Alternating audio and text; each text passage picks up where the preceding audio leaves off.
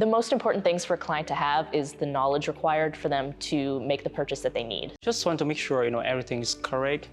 We deliver the correct information, and we should have the personal touch as well. How well this representative know them? If they're still not very familiar, then I recommend they do a consultation. We do offer online consultations or in person. And I speak English, French, and Spanish, so I also can help our clients in different languages. The client base is super, super, super diverse. We have people from all across the world. Between all ages and sexes and races. Our client age can start from, I think, 20 to 96. We have a client who is 96. So we work as a team. So for example, like if I have any issues, or whatsoever, so we discuss as a team to find solutions. The support team is constantly helping each other with tasks.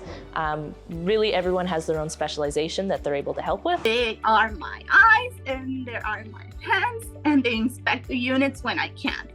So we work together a lot. I had times where I needed someone to check something for me, or if I wasn't sure about something, I can always depend on my coworkers. I can give them a call and be like, hey, can you guys just confirm this for me, double check this for me? So, we're a team. Teamwork makes the dream work.